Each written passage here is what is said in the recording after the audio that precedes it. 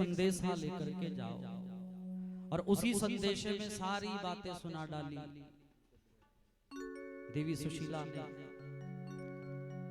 और सुदामा ने कहा कि मित्र के घर कभी खाली हाथ नहीं जाया जाता। जी प्रेम से कहो राधे राधे। इनको नहीं देखो, इनको बाद में मिलना। बांके बिहारी लाल की राधे राधे। अभी भी देखी जा रहे हैं कई राधे राधे। ये आपके इधर के ही है, यही के रहेंगे। बांके बिहारी लाल की कथा में आओ, सुदामा जी को देखो।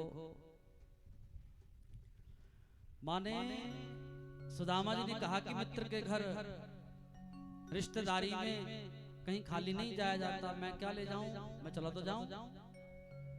तुम्हारा जो फटाफट दौड़ करके गई, 4 घरों से टूटे फूटे चावल लेकर के आई। 4 मुट्ठी चावल। बांधने के लिए भी कोई वस्त्र नहीं है कि किस में बांधूं इसको, किस में डाल करके दूं। तुम्हारा जो एक फटी पुरानी धोती थी, उसी के 4-5 तय करके उसमें बांधा है। और पोटली के रूप में वो चावल आज ठाकुर जी को दिए जा रहे हैं। और यहाँ पर तो भगवान कहते हैं कि जो तू आवे एक पग तो मैं आऊं पग 60। अरे तू बढ़ तो सही मेरी तरफ थोड़ा बढ़ तो सही। यदि मेरी तरफ बढ़ेगा तभी तो मुझे लगेगा कि तू मुझे मिलने आ रहा है। तो बोले जो 6 कदम हम ठाकुर तक बढ़ाते हैं तो ठाकुर जी उसका 60 कदम खुद बना लेते हैं। और महाराज भगवान जी भी चल पड़े, सुदामा जी भी चल पड़े। कुछ दूर चलने तक बोले एक राहगीर के रूप में ठाकुर जी ही सुदामा को मिल गए।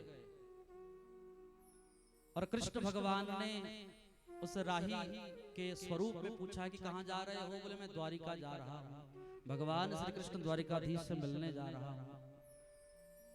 तो बोले मां ने रास्ता बताया, आप सीधे चलते रहिए। और मध्य में विश्राम करने लगे तो सोते सोते ही ठाकुर जी ने सुदामा को कहां पहुंचा दिया, द्वारिका में पहुंचा दिया। बोले बांके बिहारी लाल की। वस्तुतः ये शरीर नहीं चलता है भगवान की तरफ, ये मन जाना चाहिए। मन के हारे हार हैं, मन के जीते जीत।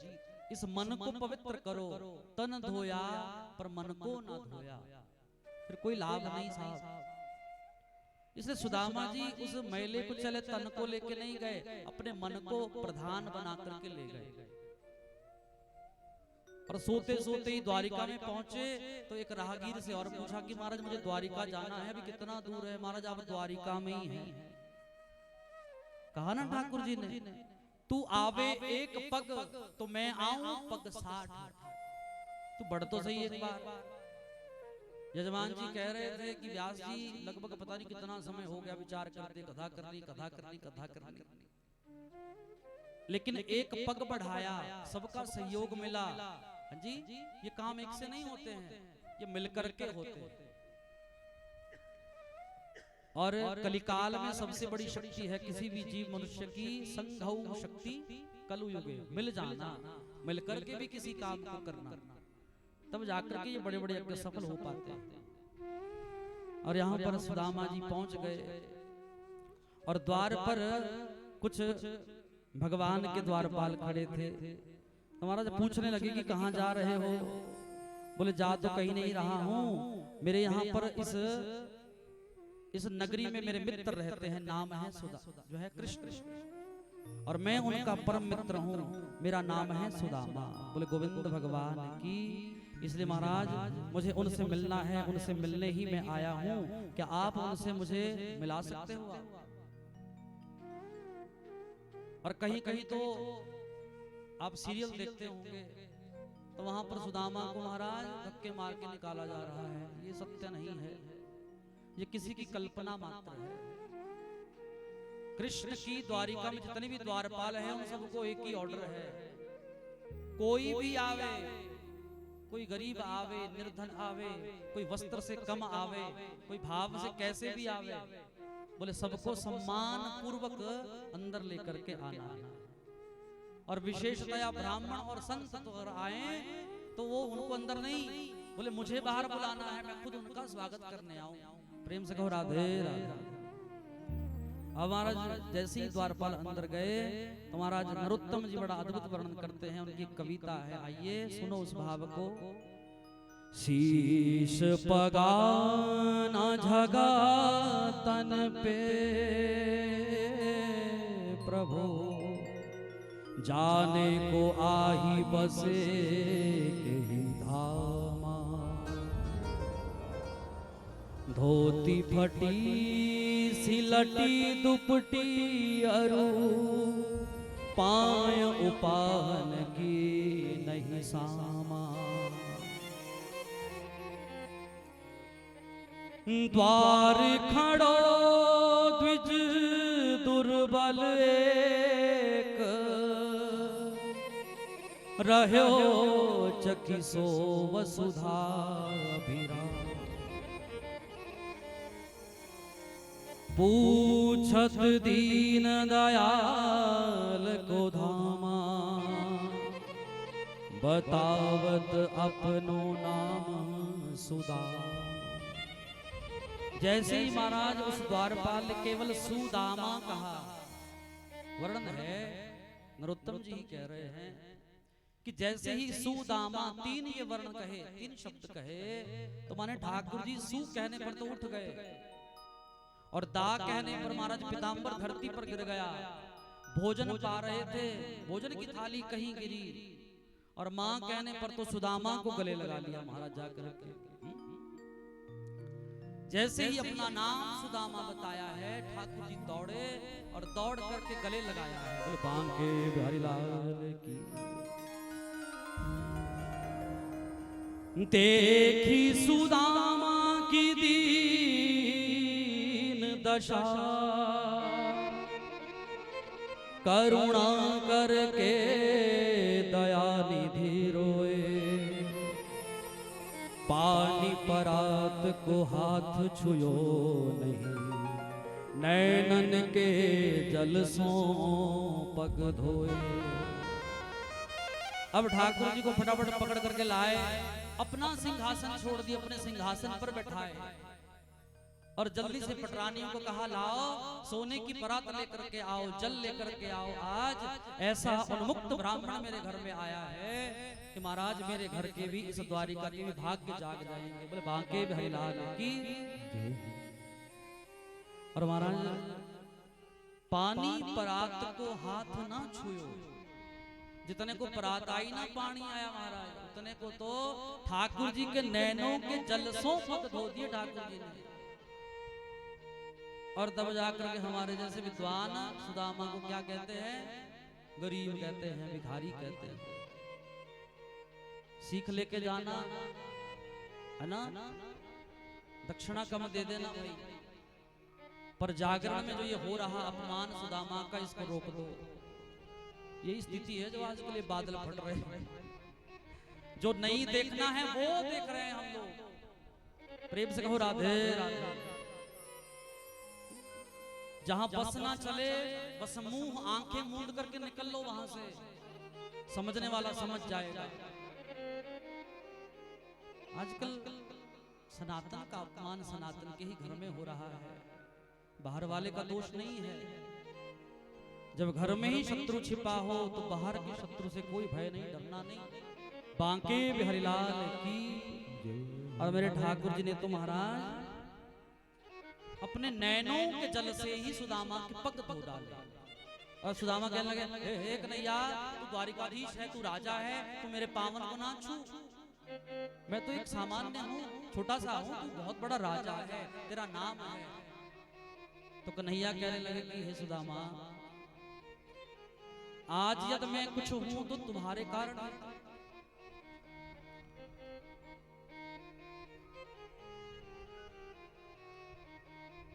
और सुदामा का मनोभाव समझ करके ठाकुर जी बोले बार बार उनके पैरों को पकड़ते हैं, और पैरों को पकड़ करके पैरों में जितने कांटे चुभे थे, छाले हैं, उन सब पर मलहम लगा रहे हैं। और हम तो आजकल ब्राह्मणों के चरण धोने में भी शंका कर लेते हैं। बोले गोविंद भगवान की। बड़े बड़े शहरों में तो यूं कह देते हैं लोग, पंडित जी पैर थोड़ा धो लिया करो, कितने मैले कुचैले हैं। अरे ब्राह्मणों के पैर तो मैले कुचैले ही रहेंगे, इस मैल में ही तो गुण है। ना जाने कौन से गुण पर दयानिधि रीझ जाते हैं। अरे वहां शरीर की सुंदरता नहीं, मन की सुंदरता चाहिए, तब जाकर के उससे पहचान होती है, साक्षात्कार होता है, तब जाकर के हमारी वो बात सुन सकता है। और महाराज जैसे ही बैठाया तो खूब बातचीत होने लगी। अच्छा सुदामा, तुम्हारा ब्याह भी हुआ कि अभी भी बैरागी बाबा की तरह हो? सुदामा ने मुंह नीचे कर लिया, हाँ हुआ है, तेरी भाभी नहीं तो भेजा है। तेरी भाभी का नाम है सुशीला। वाह वाह, अद्भुत नाम है सुशीला, जैसा नाम वैसा काम। अच्छा उन्होंने भेजा है। अच्छा और बाल गोपाल कुछ है कि नहीं? हाँ बाल गोपाल भी है, तेरी कृपा से सब कुछ है, तेरी कृपा से घर में। सुदामा ने नहीं कहा मित्र के घर जाकर के कि मेरे घर में गरीबी है, वो है सो है, अन्न का दाना नहीं है, सब है तेरी कृपा से। अब थोड़ा और आगे बढ़े। अच्छा कन्हैया तू बता कछु, तूने भी ब्याह किया कि नहीं? अब ठाकुर जी तो मुस्कुरा रहे हैं, हंस रहे हैं। बोले क्यों हंस रहा हो भाई लाला, बता देना कितने ब्याह हुए तेरे, ब्याह किया, कहाँ किया, क्या किया? बाल गोपाल कुछ परिवार है कि अभी भी वही नटखटता है तुम में जो बचपन में थी? तो कृष्ण भगवान फिर हंसे और मुंह नीचे करके बोले, यहाँ पर जो भी दिखे, जितनी भी स्त्रियां दिखे, जितनी भी ये नव विवाहिताएं दिखे, ये कौन है? ये सब मेरी ही पत्नियां हैं। बोले गोविंद भगवान की। अब सुदामा सोचने लगे 4-5 होगी, राजा है, 4-5 लाड़ियां होनी इसके। वाह रे वाह लाला, जैसा बचपन में वैसा अभी भी तेरा कोई परिवर्तन नहीं, कोई चेंज नहीं तुझमें। सुदामा और कृष्ण बड़े हंस रहे हैं। कृष्ण और जोर से हंसने लगे। बोले सुदामा अभी 4-5 ही मान रहा है। तो सब पटरानियों को बुलाया, पहले 8 पटरानियां, ये प्रणाम करो ब्राह्मण देवता के, खूब आशीर्वाद लो। लगे प्रणाम करने। अब सुदामा के पास 1 आई, 2 आई, 3 आई, 4 आई, लाइन लग गई। लाइन पहुंच गई धर्मपुर तक महाराज, बांके बिहारी लाल की। अब जैसे सुदामा ने देखा कि लंबी लाइन है ये तो, ए लाला कितनी पत्नियां हैं तेरी? 100 है? नहीं बस जो भी आए वो मेरी, अब संख्या कोई नहीं है, जो आए वो मेरी। अरे तू एक ही बार बता। सुदामा आशीर्वाद दे रहे हैं, दूध हो ना हो पूतो फलो। बोले अखंड सौभाग्यवती भव, खूब आशीर्वाद दे रहे हैं सुदामा जी। लेकिन अंत में जब थक गए तो भव भव भव भव, हे कन्हैया तू ही आजा मेरे चरणों में प्रणाम कर, तुझी को ही सारा आशीर्वाद दे दूं महाराज। और सुदामा के ही परम आशीर्वाद से मेरे ठाकुर जी का आज परिवार है 56 करोड़ का। कितना? बांके बिहारी लाल की। ऐसे नहीं कह रहा हूँ, भागवत में नाम है सबके, पर जो नाम लगे गिनाने तो क्या होगा फिर, अगला महीना भी निकल जाएगा। है बांके बिहारी लाल की, इसलिए सुन लो कितना है 56 करोड़ का परिवार। अब पूछा कि भाभी ने कुछ भेजा है मेरे लिए, कुछ भेंट भेजी है? तो महाराज कुछ मुट्ठी 4 मुट्ठी चावल लेकर के आए थे। बोले वो चावल कहाँ हैं छुपाए हुए? अपनी कांच में दबाए हैं। अब इतना बड़ा राजमहल किसी को दिखे और मेरे वर्ग बिस्कुट लेके जाए तो क्या होगा? बांके बिहारी लाल की दे छुपाए अपने बिस्कुट चावल सुदामा जी। नहीं नहीं लाला मैं कुछ नहीं लाया, मैं क्या लाऊं, मैं तो खाली, मैं खुद ही आया बस, मैं कुछ ना लाया। बोले देख सुदामा बचपन की आदत अभी तक गई नहीं, छुपाता है बार बार। बोले पत्रम पुष्पम, बोले मुझे तो पत्र और फूल भी अभी प्रेम से कोई चढ़ाए तो स्वीकार है, भक्ति से यदि ये भी अर्पण करे तो स्वीकार है। तो ठाकुर जी ने खुद ही छीन ली मारा झपट्टा मार के। देर नहीं लगाई, पोटली खोली, इतना प्यारा भोग छुपाए बैठे थे, एक मुट्ठी खा गए। माने सुदामा को सारी त्रिलोकी का सुख दे दिया। दूसरी मुट्ठी खाने लगे तो मैया ने कहा कि कच्चे चावल मत खाओ। रुक्मणी मैया कह रही है अरे और भी तो आपका परिवार है, उनको बांटो, ये भोग इतना अमूल्य भोग है। माने रुक्मणी ये कहना चाहती है कि सर्वस्व सुदामा को देकर के खुद दरिद्र बनना चाहते हो।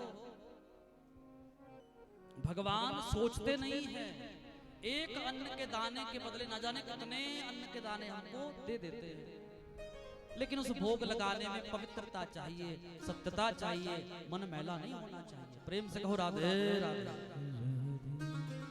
बोले कोई संदेशा दिया है भाभी ने, तो बड़ा अद्भुत संदेशा दिया है। एक मास दो पाख में दो एकादशी हो, मेरे घर गोपाल जो नित्य एकादशी हो। द्वापर युग में महाराज एकादशी का व्रत बड़ा जोरों शोर पे किया जाता था। एकादशी के दिन किसी भी घर में अन्न नहीं बनता था। हमारे हम तो यही जानते हैं कि चावल नहीं खाने, पर शास्त्र कहता है कि अन्न का ही त्याग किया जाता है। उस दिन अन्न को शाप लगा है, अन्न को शाप लगा है। एकादशी ने शाप दिया है कि जो आज अन्न खाएगा एकादशी के दिन, बोले वो पाप का भागी होगा, उसका बल क्षय होगा।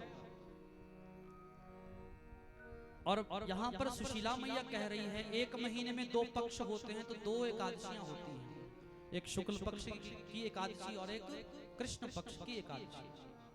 पर गोपाल जी मेरे घर में तो हर रोज ही एकादशी होती है।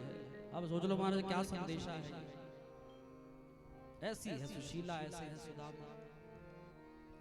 अब ठाकुर जी कहने लगे, होनी थी सो हो गई, उत्तर दे रहे हैं, अब न ऐसी हो,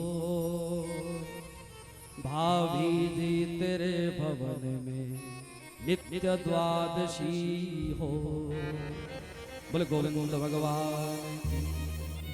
चिंता ना कर भाभी, एकादशी होती थी ना, अब नित्य द्वादशी होगी। द्वादशी के दिन भंडारा होता है, तेरे घर में अब भंडारे ही होंगे, हर रोज भंडारा, हर रोज भंडारा, चिंता ना कर। और सुदामा ने आज कहा कि मेहमानबाजी हो गई, अब मुझे चलना चाहिए। कृष्ण कन्हैया ने कहा थोड़ा और रुको, 2-4 दिन, खूब वार्तालाप करेंगे। सालों बाद कोई मित्र मिलता है तो बड़ा मन करता है बात करने का। लेकिन सुदामा के हाथ में कुछ दिया नहीं है कृष्ण भगवान ने, नहीं तो लाज आ जाती, मर्यादा खत्म हो जाती। सुदामा के मन में शंका हो जाती, उनकी नजरों में शर्म हो जाती कि देखो मुझे कुछ देकर के भेज रहे हैं ठाकुर जी, इसलिए नहीं दिया, प्रत्यक्ष नहीं दिया, अप्रत्यक्ष दिया है। और याद रखो, भगवान हमारे हाथ में देने नहीं आते कुछ भी, भगवान किसी को बहाना बनाते हैं, अप्रत्यक्ष रूप में हमको कुछ ना कुछ देकर के जाते हैं। पर हमें तो महाराज मुरली वाला सामने चाहिए, बस तू ही दे, ये हमारी मनोभावना है। जब सुदामा परम मित्र के हाथ में कुछ नहीं सौंपे तो हमारे हाथ में कैसे देंगे। भगवान अप्रत्यक्ष कृपा करते हैं, देखने की नजर चाहिए, वो सुदामा देखने वाला चाहिए। प्रेम से कहो राधे राधे। सुदामा को विदा कर दिया, सुदामा के पीछे से विश्वकर्मा को बुलाया गया, जाओ सुदामा की उस नगरी को आज द्वारिका से भी बड़ा बनाओ। विश्वकर्मा चले गए और जाकर के जैसे ही सुशीला मैया का दर्शन हुआ, भेंट हुई, तो सुशीला मैया ने कहा मेरा घर सबसे बाद में बनेगा, क्योंकि जिस घर से वो चावल गए थे मेरे घर का एक भी दाना नहीं है। ये तो सब गांव वासियों के सहयोग के, ये महाराज कुछ प्रसाद के दाने हैं, इसलिए इन सबका पहले बने, मेरा लास्ट में बने। नहीं तो हमारे जैसे पहले खड़े हो जाते हैं कि मेरा बने, मेरा बने। इसलिए वो सुशीला महान है, इसलिए वो सुदामा महान है। और सुदामा भी नगरी में पहुंच गए, देवी स्वागत करने आई तो सुदामा का लोग ना जाने मैं किस नगरी में आ गया। अब जिस सुशीला ने जीवन भर महाराज सिर भी अच्छे से संस्कार ना किया था, श्रृंगार भी अच्छे से ना किया था, अब वो 16 श्रृंगार करके सामने आई सुदामा के है और फटी धोती वाले सुदामा जी का स्वागत कर रही है। सुदामा जी को लगा महाराज देवी आपका सुदामा कोई और होगा, मैं आपका सुदामा नहीं हूं। तो सुशीला कहने लगी प्रभु ये भगवान श्री कृष्ण की कृपा है, यदि वो चाहे तो रातों रात हमारा स्वरूप बदल दे महाराज। बांके बिहारी लाल की और एक भाव गुनगुनाया है, आइए सुदामा ने और सुशीला ने मिलकर के